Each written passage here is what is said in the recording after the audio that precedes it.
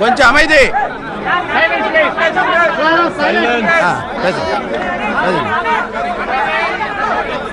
அனைவருக்கும் வணக்கம். புரட்சி தலைவர் பொன்மனச்செம்மல் மக்கள் திலகம் எம்ஜிஆர் அவர்கள் அனைத்து இந்திய அண்ணா திராவிட முன்னேற்ற கழகம் என்ற மாபெரும் இயக்கத்தினை உருவாக்கி மக்கள் இயக்கமாக அனைத்து இந்திய அண்ணா திராவிட முன்னேற்ற கழகத்தினை உருவாக்கி வளர்த்து வந்தார்கள். இதயம் புரட்சி தலைவி மாண்புமிகு அம்மா அவர்களும் காலமாக கழகத்தினுடைய பொதுச் செயலராக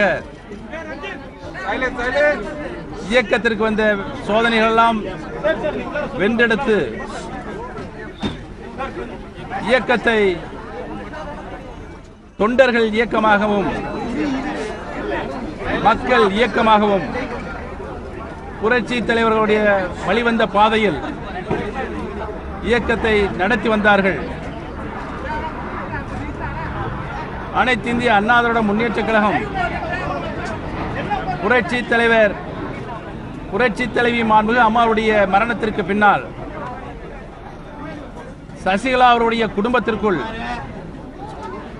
சென்று விட்டதை தடுத்து நிறுத்த வேண்டும் என்பதற்காகத்தான் எங்களுடைய தர்ம யுத்தம் போராட்டம் தொடங்கப்பட்டது.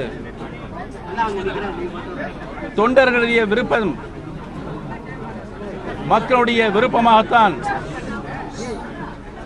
புரட்சி தலைவர் புரட்சி தலைவி மாண்புமிகு அம்மாவுடைய இருவரு மாபெரும் தலைவர்களுடைய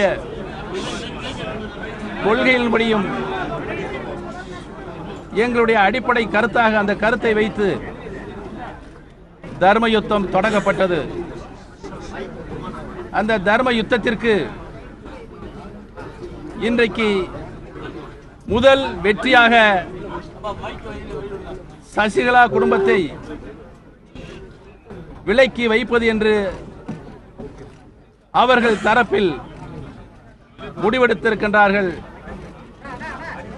தொடர்ந்து எங்களுடைய தர்ம யுத்தம் எந்த நோக்கத்திற்காக எங்களுடைய அறப்போராட்டம் தொடங்கப்பட்டதோ அதன்படி தொடர்ந்து மக்களுடைய எண்ணத்தின்படியும் தொண்டருடைய விருப்பத்தின்படியும் எங்களுடைய தர்ம யுத்தம் அறப்போராட்டம்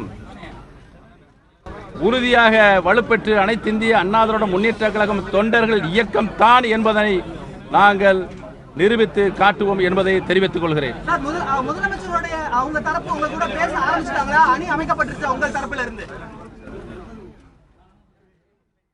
இருதரப்பும் நாங்கள் பேசி